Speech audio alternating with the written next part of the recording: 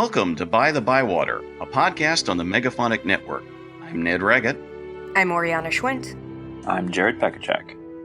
And we're here to talk about all things J.R.R. Tolkien, his work, his inspirations and impact, creative interpretations in other media, languages, lore, rip-offs, parodies, anything we think is interesting. Thanks for joining us.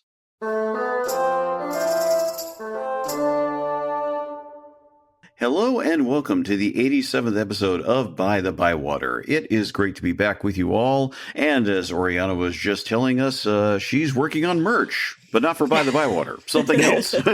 Something else entirely, yeah. So selfish of you. I know, but I'm excited about it. We're making hats and totes and like fanny packs. You can make fanny packs, I feel like, and hoodies, because we are making a documentary about independent movie theaters all across America. And we just I saw Jared in Seattle. We did not go to San Francisco, even though everyone told us we had to go to the Roxy Theater. I was about to say, surely the Roxy came up at some point, and they no fewer than at least half a dozen people were like, well, you gotta go to the Roxy. I was like, I don't know. We will be doing crowdfunding to fund basically the second half of our travels. So look for that in the next little less than a month. And when that happens, it'll be great because I can literally walk to the Roxy. It's about 10 blocks away from me, 11, something like that. So, and I have appeared in a movie there that was screened there once. That was the documentary on Aquarius Records. So I can say it appeared on the screen. But yeah, check out the Roxy. It's a great story. The big thing about them, of course, is that the current team that's been running it was able to buy it outright, which after the changeover of the Castro to become its own thing was kind of actually a nice little positive story, and they've installed new screens and all that. Point is, there's more, and if it all works out, you'll be hearing about in Oriana's film, so that'll be good too. I'm so sorry. I do not think we are going to be able to travel to San Francisco. We may be able to bring the movie to the Roxy. But yeah. And then you'll have to deal with email questions like, how come you didn't film here? Yeah, and it's like, well, we can only do so many, and also it seems like a lot of people know about the Roxy, so it's kind of good to maybe feature a few that are maybe lesser known. There you go with that. So, and life continuing good on my end, and Jared's doing his thing, unless there's anything new or major, or we can sort of plunge into the news. So why don't we? So we do. The Sight Unseen will be available. I'm going to plug it again. The horror movie that Steve and I made will be available to rent or buy on basically any of the like Amazon Prime, Apple TV, I think even Fandango. You just kind of search for Sight Unseen 2025 or 2026. I don't know what year they're going with because it played at festivals in 2025, but it's on there. And I hope that you support us. It will be available for free streaming later in the year. So if you can't afford it, I totally understand. I can't afford anything right now either. So your support in any way is appreciated. Indeed, yeah. So, and as we've said before, Jared and I are happy backers of it, and it's very good. So check it out. Why don't you? Yeah. There's all these other films, Star Wars and Mortal Kombat and Masters of the Universe, whatever. Stuff with maybe 1,000 times the budget. Yeah. Yeah. Give yourself some real art. Anyway, so with that, all that said, 1,000 times the budget, but 1/10 of the heart. On such a kind and caring note, let's talk about big budget cinema, because we got news. We do indeed. So, Jared, as always, take it away. Yeah, as you might guess, all the flurry of recent news about forthcoming Tolkien adaptations has continued to build, especially after recent interviews and comments from both Stephen Colbert and Peter Jackson in particular. In a wide-ranging interview with The Hollywood Reporter, as his late-night stint comes to an end, Colbert spoke about needing to create something with his Shadow of the Past script, quote, that is not fandom but drama, unquote, as well as working with Philippa Boyan's In Depth. Meanwhile, in Cannes, where Jackson's being honored this year, he said Colbert reached out with his initial pitch idea prior to the late night cancellation and has already been to New Zealand a few times to work on the project. Separately, in an interview with Deadline, Jackson's comments that the Tolkien estate is apparently more open than ever to possible adaptations of so far unlicensed books like The Silmarillion and Unfinished Tales have already sparked a huge slew of reports that basically are just repeating those comments and not adding anything else. So that's all we have to say about that, except, of course, Oriana should be handling those. Thank you very much. Thank you. Yeah, obviously. Meanwhile, Amazon has been doing its best to shout and wave from a corner going, hey, don't forget about us, by announcing that The Rings of Power will formally return with its third season on November 11th. And indeed, we'll all feel like weary veterans after encountering that all over again. I still haven't watched season 2. I feel like at some point I should get to it, but I don't know. Life is kind of short, and again, life is short. I've got to watch Widow's Bay still. Yeah. Hey, yes, you do have to watch Widow's Bay. I'll happily throw in for that one. That's good. But although once again, oh man, it's kind of a bummer. Like Steve and I are both out in quote unquote the marketplace with a pilot script about dueling lobster family dynasties on an island in Maine. So there's just a lot of people doing a lot of Maine shows. If anyone listening wants to hire us to write on one of those shows, we have an actual Mainer who can help you with that sort of thing.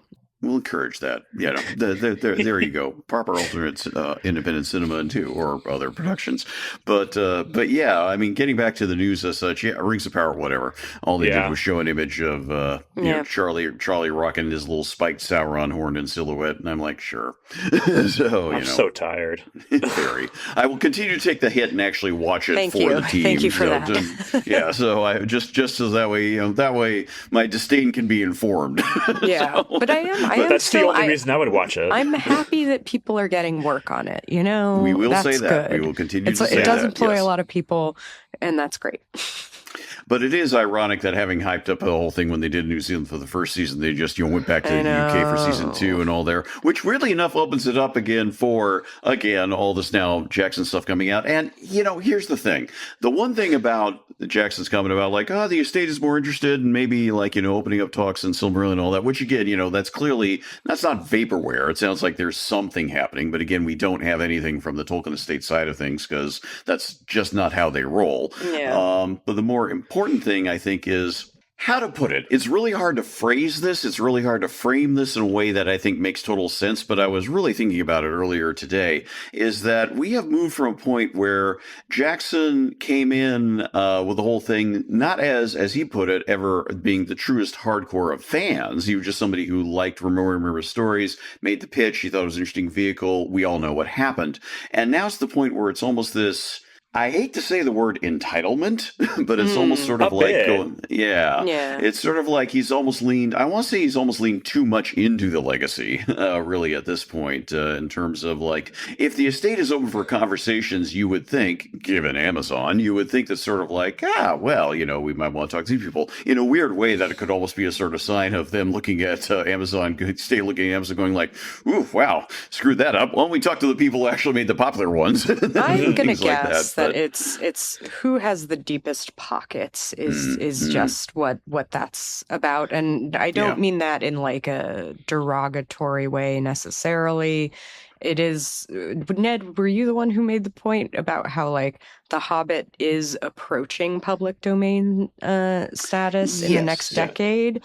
So once that happens, that is a lost revenue source for them, and so naturally they would be kind of, okay, how do we replace that? How do we that is just kind of how things work now. And I'm gonna guess it's just who has the deepest pockets. I do wonder, related to that, and there's no point in dwelling on this too much, honestly. This is all just sort of but the other thing that sort of occurred to me in line with it seems like Peter's the one to have the say so and all this, which again I kind of get it. Is that really what's happening, or is it just there is an assumption on the part of other people, and maybe he is in these conversations, maybe he just hears about them, maybe it is he's the first port of call, but it's not necessarily... It's being reported as, like, the headlines are, Jackson's in talks to adapt the Silmarillion, but that's not precisely what he said. Right. Nope. So... It does feel like other people are making assumptions. I don't know. Yeah. Or could be making moves. The other thing, too, and sort of to hit on this point, and then, again, not much more to say, so we can wrap and move on from here. It's only so many times we can beat this drum over.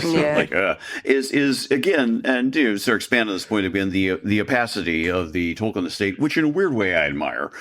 Because here's the thing. I don't want to tell people anything either. I get it. Yeah. And that's the thing, too. It's one of those things like, look, if we had if the grandkids of Tolkien or the great-grandkids at this point or whatever and all that, we're going around being spoiled nipple baby, wannabe, just sort of influencers or things like this, and just sort of making a name for themselves in a Kardashian-esque vein. I think our feelings on the estate might be a little differently, but as far as we know, they just mostly keep themselves.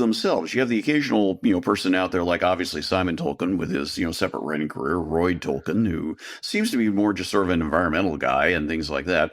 But otherwise, you have this, you're not too sure what's going on, and the thing that comes to my mind is, well, wait a minute. Didn't like a decade ago when they negotiated, and it has been almost a decade, when they negotiated those Amazon rights, they got a $250 million. They're presumably not hurting for money. Now, there is the Tolkien Trust charity stuff. If part of this is the idea of just something that's like, well, let's live comfortably, but let's get a lot of money so we can really support all these cool things that we're trying to do. It's sort of like, I don't mind that. But again, I don't know that. Nobody knows that. It's just one of those things that's sort of like, and a lot of this seems to be and I think if things had been like a radical 180 from where Christopher Tolkien had been, we would have seen that by now. It hasn't been. It's not like they immediately just sort of like Christopher retired, then everyone went right, and then they sold everything. So it's sort of like, again, who knows? Speculation. No point in knowing. We're not them. We're not there. What we know about what happened with the Amazon rights was like, it was telling that they did not have a specific project that they went to the Tolkien estate with when they initially bought the rights. So the fact that the estate did sell the rights for $250 million without an actual specific project makes me, it is. It's, obviously they want to be involved and they want it to be, in alignment with their JRR's vision, for lack of a better word. But I feel like there's just, it's a price tag.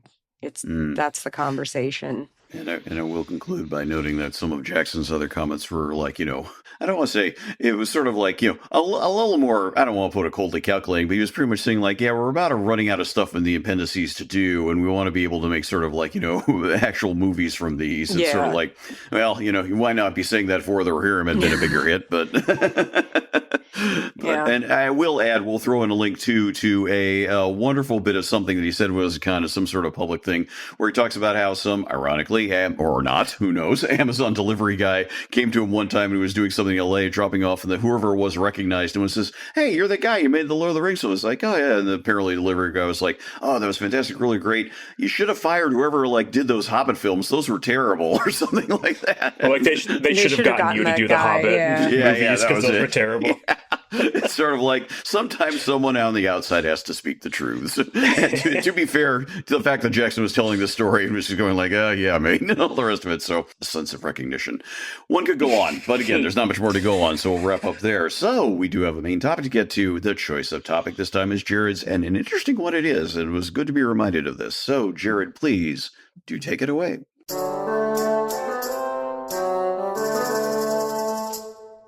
Whenever we talk about a poem, I feel like I should write some rhyming introduction. I will if you pay me $1,000, hon. Crowdfund for Jared to write a poem. Yeah. When this ovation has died down.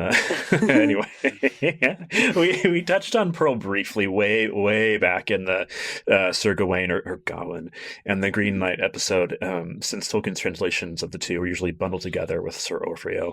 And since we talked about those other two with Pearl, we kind of complete the trifecta of his long-form Middle English translations. These were done while he was still at the University of Leeds before his move to Oxford, and while his edition of Gawain was standard for decades, his translation of Pearl wasn't published until 1975, and I'm not sure it's generally remembered as an important work of his. I'm not sure it should be. It's hard to say. And it might be remembered. Like, as we frequently point out, we're not scholars, we're just fans, which means we generally talk about Middle-earth. And Pearl is not that. What is Pearl? Pearl is a poem that contained in the same manuscript as Gawain or Gawain and two other works by probably the same poet, Patience and Cleanness, which is sometimes also translated as Purity. I haven't read those, but with titles like that, I bet they go hard. We don't know for sure that one poet wrote all four poems, but there's pretty strong evidence in the language, imagery, and themes to suggest it was someone, the same person, in the English Midlands, well-educated, familiar with both French literature and the English court itself. But where Gawain or Gawain is a little knightly adventure, Pearl is a... I'm gonna keep saying that. What is Pearl? It has like elements of an elegy, but it's also didactic, as in intended to instruct, not like, I don't know, like boring. Although maybe it is for some people. I don't know. And it's also allegorical. It's a very weird poem, which that's my thesis statement. Like it's a weird poem. You heard it here first. The plot, like such as it is, the narrator, who's unnamed, has lost a pearl, which we learn was a young woman or girl very close to him. He falls asleep where the pearl lies buried, and he has a dream in which she appears alive, dressed in white, crowned, and otherwise adorned in pearls, and immediately starts arguing theology with him. They're on opposite sides of the river, which he tells him not to cross, kind of sternly.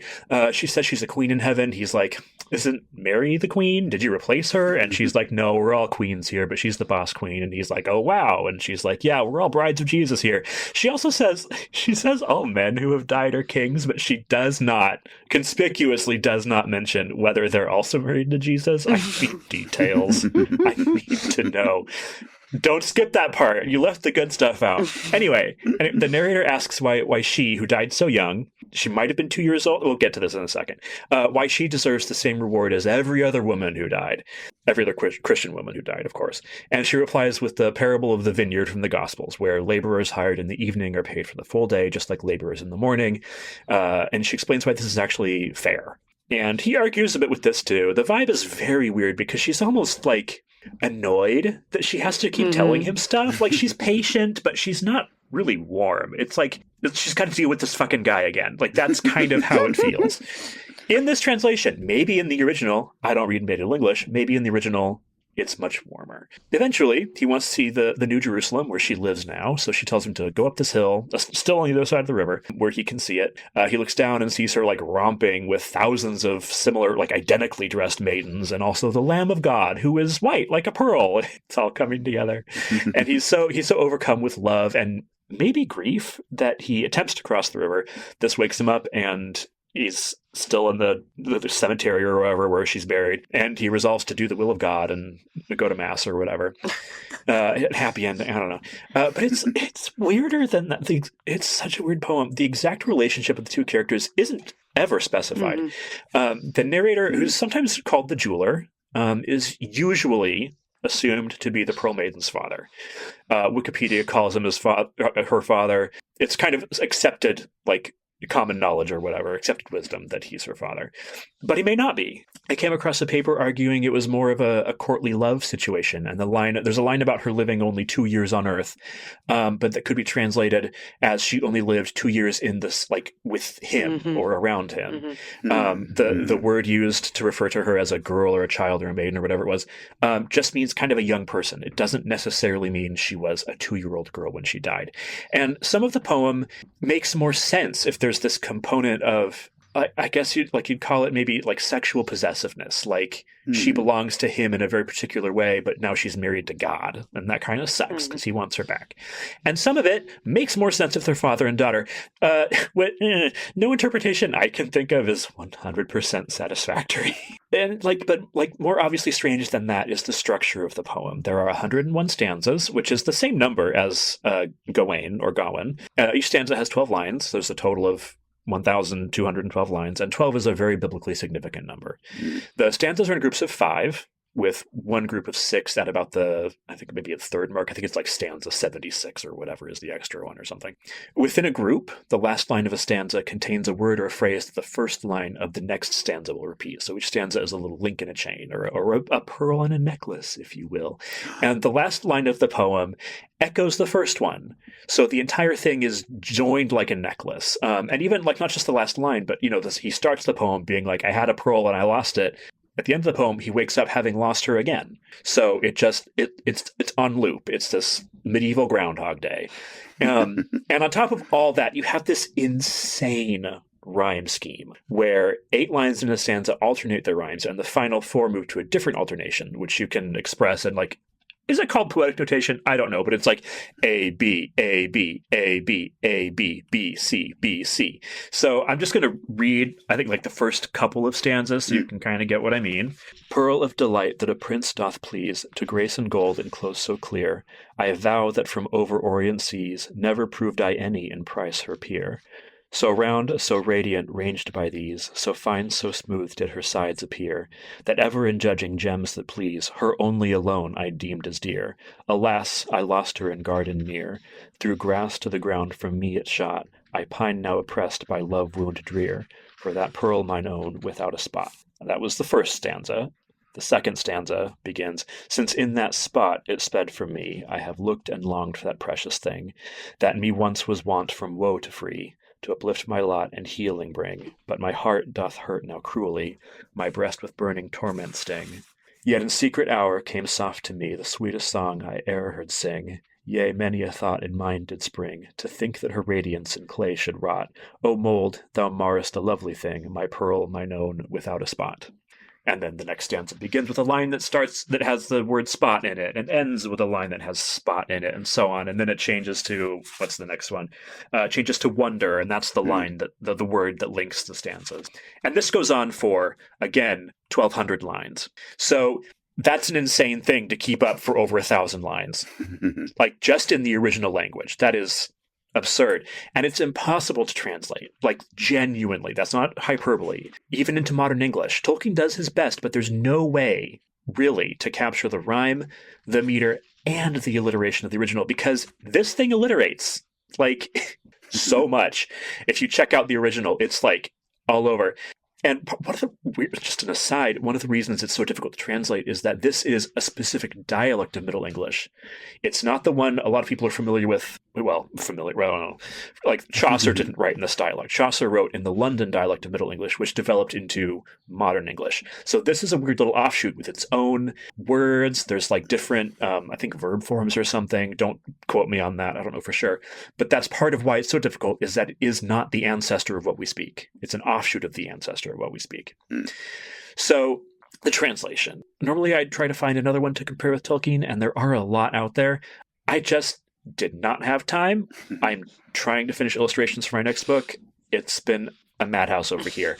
And I'm not super bothered by that, because I think the point in this, like, for the purposes of the podcast, is to look at it in relation to him anyway. We're not looking necessarily at Pearl and its place in literature, although I do kind of want to talk about that. But that's not the point. The point is Tolkien. So, unfortunately, as those of you who keep track of my opinions, I'm sure there are dozens of you, might have guessed, this does mean I find it a little lacking, as I often do with his poetry. Yeah. I'm so sorry. Again, I can't blame him for that. This is a very difficult poem to understand, let alone translate into modern English, while keeping, again, meter, rhyme, alliteration. Like, there's so much. And he sure gives it the old college try. Like, he does his best. And he spent a lot of time and thought on this. I think he did the best he could. But you can, aside from the translation itself, you can see this poem, you can see Pearl kind of echoing through his later work, for better or for worse. I'm sure we'll talk about that. But first, I want to address the poem itself, or at least his translation, and then maybe talk about how it fits maybe into a broader picture of Tolkien. There's a lot to get into. None of us are speakers of Middle English. We're going to muddle through anyway. So to start off with, narrator and the Pearl. Do you ship it? No, can you imagine? But like, this is, again, kind of a vague, sort of mushy question. Like, first impressions, what was your experience of reading Pearl? Because it is an odd weird thing. Before answering that question, I will throw in one thing. It only just occurred to me just now. It's sort of like, wait a minute. What if this poet was in fact a woman? We don't know, do we? So we don't know, but he is generally assumed to be. He is assumed to be a man, based on. Well, now I forgot, but there is like evidence to suggest this is a male writer. Yeah. I'm assuming that as well, but it suddenly occurred to me, it's like, but we don't know. We don't know. Yeah, it could be a woman. I don't know. Really the attitude alone. I guess maybe that's like Tolkien as translator. But so that's the thing. Again, I'll let you talk in a second. All good. We don't know if the narrator of the poem is the author. There is a chance. This is something. There's no thesis statement that goes with it. There's no acknowledgments at the end. There's nothing about why it was written. So some people theorize, based on evidence or not evidence, that this was actually commissioned for somebody who had the money to commission a poet. So it could be writing from the perspective of a man who lost a daughter or somebody close to him, in which case a woman could totally write it and kept this attitude. So it's complicated. It's extremely there's so much like arguing about Pearl. Yeah. And I will say that the introductory material, which Christopher Tolkien, who presented it, said he drew from a couple of sources that basically Tolkien himself never really, he intended to publish this somehow, and he has some introductory material, but he never quite figured out the best way how to, which seems rather appropriate, really. And the question that Jared just brings up, is the poet the actual narrator, things like this. Tolkien had thoughts about this as well as, very, very clearly. And it's one of those things that he sort of acknowledged the issues there. But setting that aside and getting back to Jared's original question, this is only the second time I've read it in all these years. Easily the least of any of these type of works, with maybe one or two exceptions. The first time would have been when I first got a paperback of the three poems as it was published at that point by, I think, more Houghton Mifflin it was published by Ballantine back in the 80s or probably late 70s, and copy that held over. And Sir Gawain and the basic story I already knew. Sir Orfeo I kind of knew as well. Pearl was the one that was weird, because it was exactly that. And it sort of bounced off me. I vaguely remember it's like he was sad because of his daughter and things like this. And I think I read it, but I didn't think much more of it. So coming back to it now is interesting to me, because it's one of those things I have things about sort of framing it. Sort of like, okay, a proper understanding. It's the other thing with these other poems. It's interesting that he didn't tackle the other two poems, although he names them. It's sort of like, okay, are they just terrible? What's the story there? It's sort of like, I would tend to think it's sort of like, well, if you got 4 poems, you talk about all 4 poems. So that's just me. So there's that. The thing that sort of comes to me is that now, more clearly, I would say, re-encountering it, and this is something I was rethinking to myself before I had a chance to read it again, was the fact that, we know Tolkien as someone who was lost his parents young, but we don't have, Tolkien was not someone who lost his kids. So that's something where it's sort of like, okay, it flips around the sense of what the resonance might be. It's not that there wouldn't be resonance or things like that. So, and I have some other thoughts I'll throw in later on that. But it's one of those things sort of like, okay, it's an accident of history. It was included with the manuscript. He chose to include it. He specifically chose to include this one. That's interesting. I wonder if there's anything more to that. There doesn't seem to be any evidence of anything much more to that than just simply that's what he wanted to do. It does mention, however, and we should bring this up, that the standard edition, as opposed to translation, a standard actual edition of the original text, was done by his great friend and colleague Evie Gordon in the early years. And they were working on it together. They did work on what was the standard edition of, again, not the translation, but the actual, here's the text of it, Sir Gawain, back in the 20s. Gordon ended up doing it on his own, on Pearl on his own, when it was published in the mid-50s. So that's just sort of an interesting little aside to bring up there.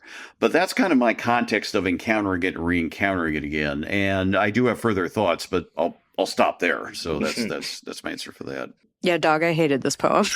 There you go. It did absolutely nothing for me. It did absolutely nothing for me. I automatically recoil at anything that's like really didactic, really is polemic sort of the I don't know. Maybe. Not, but like, it's just, to me, it reads like someone is, because masses were all in Latin, right? We didn't have we didn't have an English Bible, right? Nope. So like, it seems to me like someone was like, they're grieving, they're taking solace in the book of Revelation.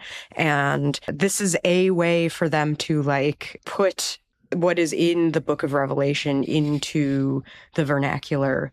Not necessarily explicitly like that's the purpose, but like there was a lot of it that was like, and as John wrote, and as John wrote, and as John saw, and as we all know in John the Gospel saw. of Matthew. Yeah, and it's like, oh my God. But also, like a lot of people didn't experience that in Middle English. So, okay, I guess, but oh my God.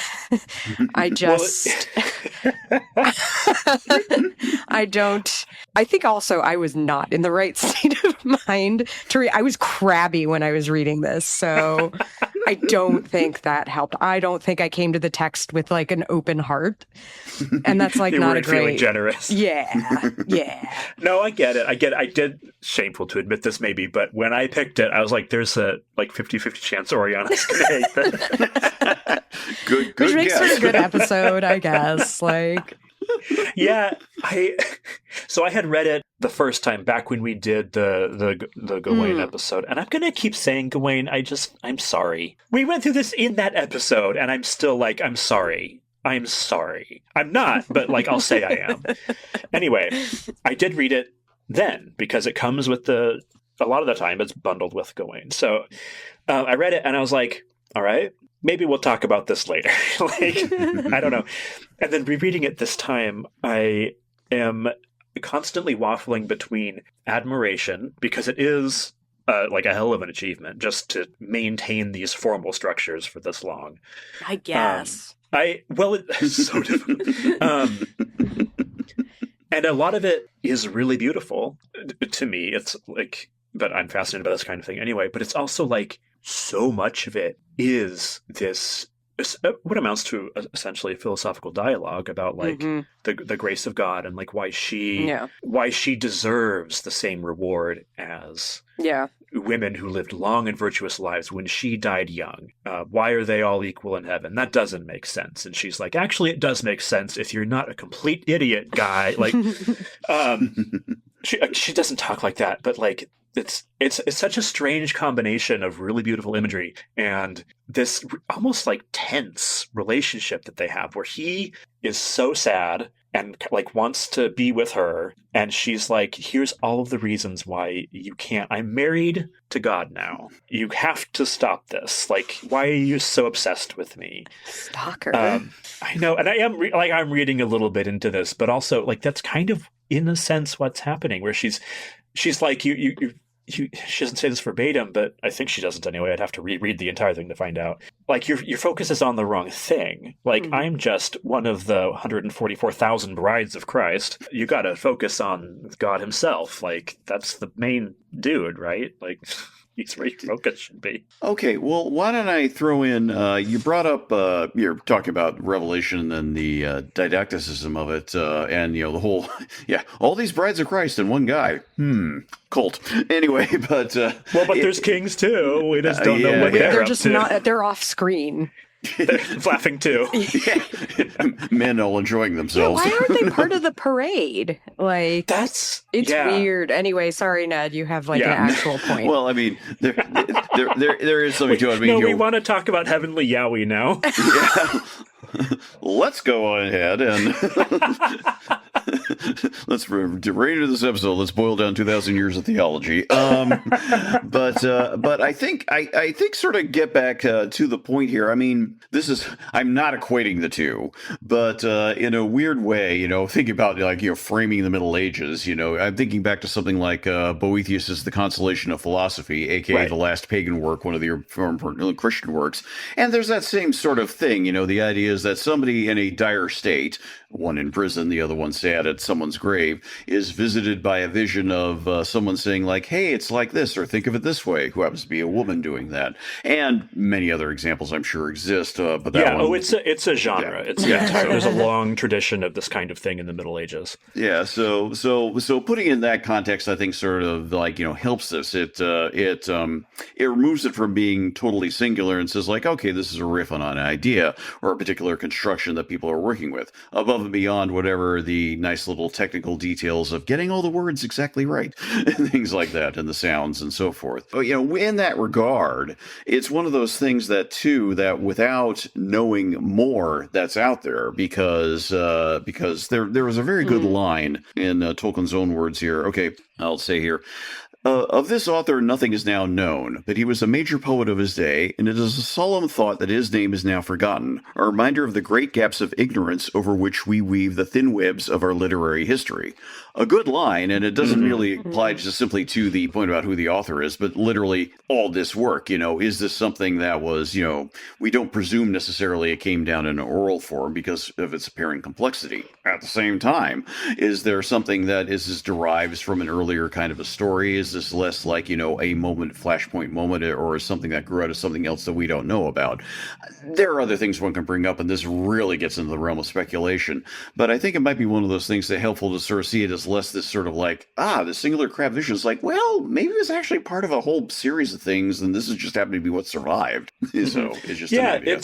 It's seen as part of sort of a literary movement called like the alliterative revival or something like that, where poets or writers working in Middle English were looking back at older traditional English verse, like the kind of thing that Beowulf is, where it's very alliterative and it doesn't rhyme, and there's a meter happening, but it's more interested in the repetitive sound, and they were trying to bring that back, and that lost out to the Chaucer vein of things, which rhymes but isn't really alliterative, and it's more influenced, I think, by continental verse. I think that's part of why it was forgotten, is that it was part of something that just didn't stay fashionable. I was reading this paper that was theorizing that the poet was part of the court of Richard II, because he apparently, according to this paper, brought in to his court a lot of artists, creators from the area where this poet is theorized to have lived. It didn't say why, and I did not have time. Again, I've been so busy. I didn't have time to really dig into that aspect of it, but they were saying, well, that would explain maybe why this poet was forgotten, is that when Richard II died, these people were kind of, sent back where they came from, because they're not Londoners. They're from the sticks. The sticks, yeah. And that's why this and Gawain and the other two were not really part of the English literary tradition until they were rediscovered in when were they were given to the British Library in the 18th century. I don't know if that's when it happened or if it was later than that. But the point is, like, they weren't. Everybody knows the Canterbury Tales, or has heard of them at least. Nobody knows to the same extent the Gawain, and certainly Pearl. Although, I mean, having the Green Knight come out a few years ago certainly made more people familiar with it. Yeah, that helps. It helps if you get a big Hollywood movie made out of your poem. There won't be one made out of this anytime soon. So, what if this is like an actual, like, lesser example of the craft, but it's just all we have? Right? Yeah. I think there's a truth to that, honestly. So. Yeah. Not to denigrate the evidence skill, but I mean, you brought up a point, Jared, that again, we're reading a translation, not the actual things. And so not that things would necessarily be, in terms of subject matter, any better in terms of, like, seeming didacticism. It's still going to be what it is. But again, and not to delve too deep into it, but again, the introductory material is helpful. Tolkien is very clear, and he is talking both about Sir Gawain and this poem, granted. So this, in some respects, just simply is the strategy he did for that as well. But he's saying that's like, on the one hand, there's the, a proper edition, and on the other hand, you're just trying to get a translation so people can understand the basic story. And he wanted to lean towards that. He was, very clear about what this was. This was a popularization. He just wanted people to be able to read it, because it couldn't really be read now. You can just make your way through Canterbury Tales with a little prep. You can't really do it with this one. It's just too far gone. No, I did try. Yeah. Yeah, good on you. And I gave up like 2 lines. I was like, I don't understand. I can't do this. I've got to just read the translation. I'm not. Wow. Really doubt your commitment to By-The-Bywater. You know, sometimes your heart just isn't in reading an extremely elaborate antique poem. I'm sorry. I know maybe my experiences aren't universal, but sometimes I just don't feel up to it. I think, though, there is something now that maybe gets more attention, I think, is this sort of realization that what we think of as, the languages, you could say, particular cultures, especially in the era of, nation states and all that, is the type of thing that has sort of, emerged in a framework that itself was not that old. I forget, there was a comment going around the other day pointing out how French, as we understood it, was even say 250 years ago, around the time of their revolution and the Napoleon and all that. You could say that what we now recognize as French was itself only spoken by about 12% of the population. Everyone else is speaking their own individual dialects. What we know of as standard French happened rather consciously in a more modern era of bureaucratization, organization, nationalism, and so forth. So, and again, there's now more recognition no, wait a minute, there's all these different things going on below the surface. We now sort of see this more often, and France is just one example.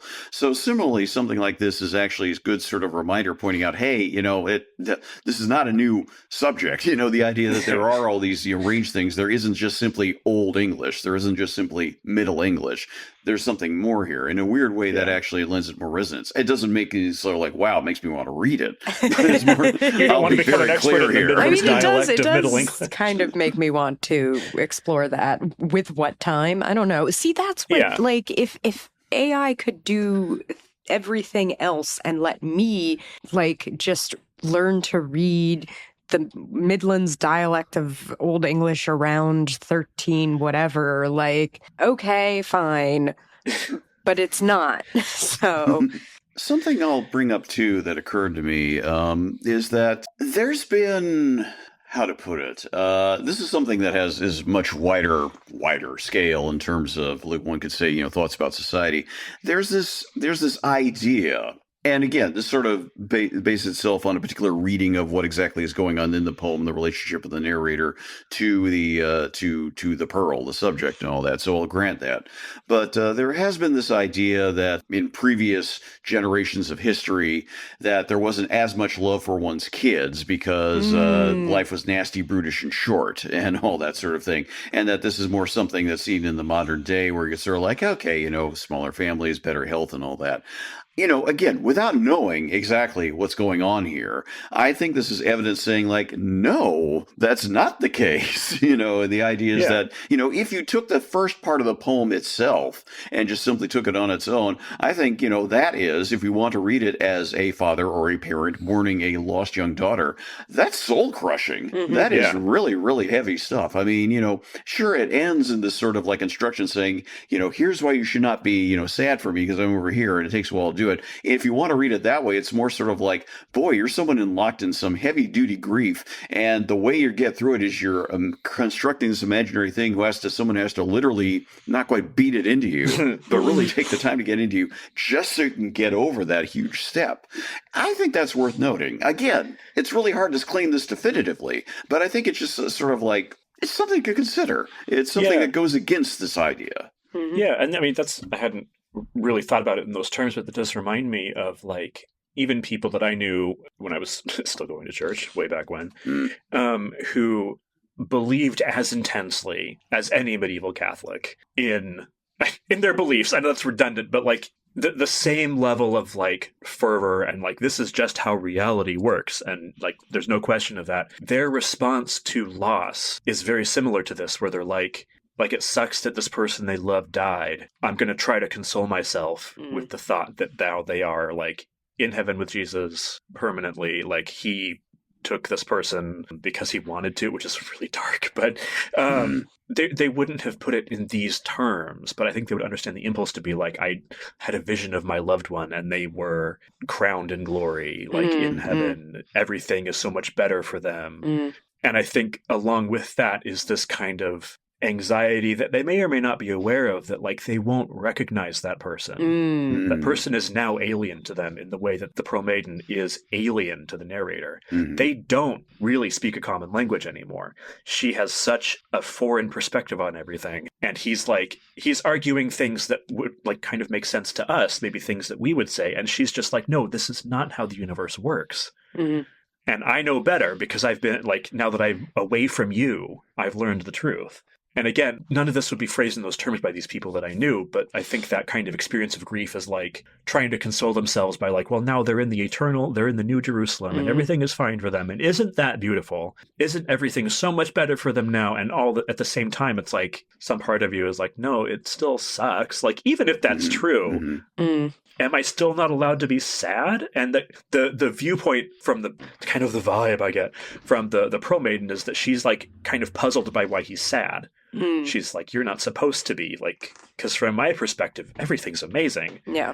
And he's like, but you're not here with me? You know, in a weird way, it just literally just occurred to me just now. It's almost sort of like we were talking earlier. It's like, how do we relate this to the legendarium, what Tolkien's own work and all that? You know, is this something that we can draw any sort of connection to? There's something of the separation of being stuck in Middle Earth while your loved ones are in Valinor, or being stuck in Middle Earth and your loved ones are beyond the spheres of the world. If you're immortal, you know. Again, not saying that this grows out of that, anything but it was one of those things. But this idea again: how do you address these great divides? And you know, the literalization of someone you can see on the other side of the river, but you can't get to them. You know, that's as close and yet so far type thing. So that arguably is a big subject of Tolkien's, you know, that sort of sense of, you know, there's the sense of there's grievous loss, and, you know, people are, you know, the book does not end, Lord of the Rings does not end happily. It ends certain contentedly, but it ends with a wrenching loss. Frodo leaves. So, and these things like that happen. Yeah, and the ending of Pearl really strongly reminded me of the end of Lord of the Rings. Not in any specific ways, but like, you know, Sam comes back to the Shire and he's like, well, I'm back. And it's like he lost. There's that famous. Maybe I don't know how famous it is. My idea of what's famous when it comes to Tolkien is so skewed. I have no idea. Like, what does everybody know? What do the fans know? I have no idea.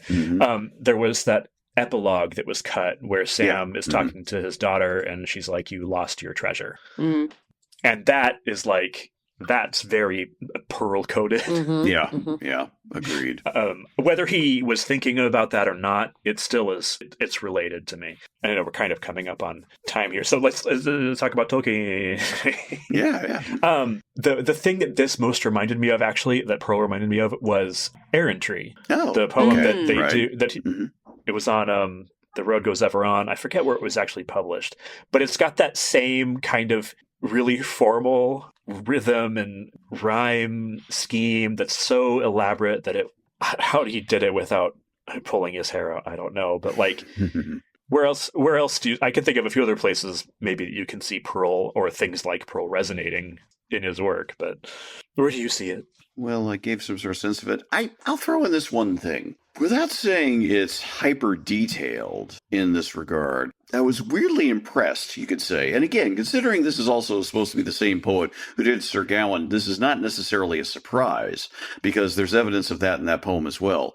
But there's a real sense of how to describe the land. Now, it's an imaginary land in the case of Pearl for the most part. But even if you count, like, you know, the depiction of this gravesite or whatever it is, there's something at once both dreamy and very particular about it that's sort of like you get a sense of place.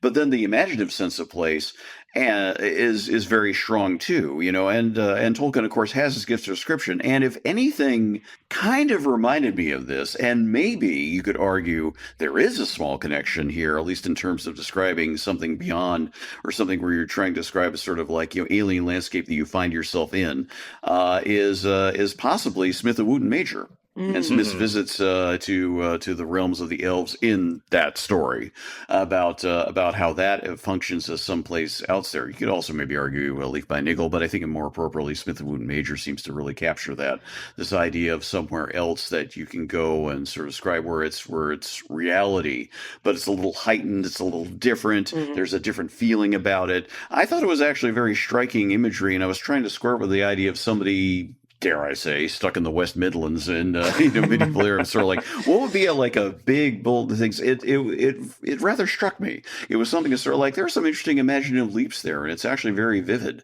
And I think that itself is strongly Tolkienian. I think that would be what I would end with. Yeah, I think both of these, Tolkien and this poet, like I see them as situated in this larger tradition of fairy tale, because even though this is like the most biblical you can possibly be, it does feel like a trip to fairy. The pearl, we speak with a queen that we cannot touch, we cannot access. Like if we do, horrible things happen, we can only look. We get these weird descriptions. It's interesting to me that Jesus is only the lamb, like that is only the form that we talk about him with. I had a little thing about that, but go ahead. Finish with your... And yeah, no, it's just, for me, it's like, yes, okay, I see why Tolkien gravitated to this to the point where he spent a significant amount of time trying to get this into a form that could be shared with other people. It makes sense. I think it's interesting that the water being the border. That's a very mythic fairy thing. Yeah. The thing about this is not relevant to Tolkien at all, but it is to Pearl. The poem refers to Jesus or Christ or God a lot. But overwhelmingly, when it's referring to the husband of the Pearl Maiden, he's referred to as the Lamb. And I thought that was so bizarre. Like, she's married to the Lamb. And I think a huge part of it is supposed to be the Lamb is white, like a pearl. How beautiful. But and yet he has the wound, too. Yeah, that's in Revelation. It's the wound that should be fatal but isn't, described in Tolkien's words as wide and wet. Make of that what you will. There's a whole tradition of medieval literature about the side wound of Christ. We don't have to get into that. But I don't know if this was the intent, but what it came across to me as was further alienating her from the quote, real world, unquote, where she's married to this wounded beast and it makes total sense to her and it's so beautiful and there's thousands of other brides and it's just one further step away from what we consider normal. Which I thought was maybe surprising nobody. I thought that was a really beautiful way to do it. It's kind of horrific in a way. It's very surreal, but again, whether that was the intent or not, it does put her, again, at a further remove. And it puts us maybe a little bit more on the narrator side where we're having to overcome our earthly impulses in order to see the truth of what she's saying, where we're but that's a sheep, honey. You're married to a sheep. How is this supposed to be better than hanging out with me? Are you serious? Yeah. Yeah. And she's no, trust me, the lamb's amazing. What is that? Anyway, that was my little thing about the lamb in Pearl. It's because he's got the rose gold horns. Ladies can't resist. I'd always heard, but... And could we end on a better note than that? Perhaps not.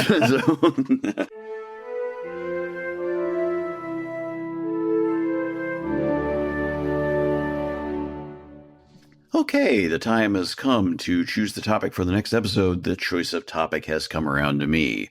Now, I've got a couple of things on the back burner that I was thinking about bringing up because they'd be good to talk about. But then I looked ahead to my schedule and I realized that I've got a busy few weeks ahead of me. And I'm by the time I record the episode, I need to do something that I don't have to think too much about and don't put things through. Am I going to do a vibe choice of topic this time? Why not? So I was thinking about that. But then it occurred to me, just about an hour before we started recording here, of a good angle in there, as we said before, that Jared's been doing his wonderfully detailed reread of Lord of the Rings this year and posting about it on his Patreon, which we hope you're all subscribing to. And then I remember that a friend of mine, who's also a listener to podcasts, is starting up his own reread. And then it occurred to me, there's actually something here. Let's talk about how we have and how we continue to reread Tolkien. Because it's one thing to talk about how we first encountered Tolkien, the big shock and how we got into it. But for us, that's now decades along, one way or another. Don't remind me. Sorry. And we've grown, we've changed, and I have. And I remember thinking about this when I was writing some stuff about Tolkien, like, when I was in my early 20s, thinking about, well, I already think of things differently there. So what do we get out of our rereadings? How do we collectively? And I'd like to throw this open to listeners out there. I'll ask about this. We'll have a post about this through the Blue Sky account closer to the time of recording.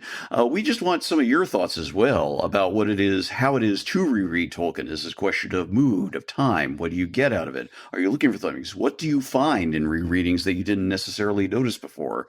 Things like that. So we're just going to, as I said, it's sort of you could say a lighter topic, but not as much, really, because there's a lot of different things you can bring into this, especially in terms of your own experiences, how people have done with that. So that'll be the idea, how we have and how we continue to reread Tolkien and what that all involves. And that Your build-up was making me so nervous, but I'm excited for that.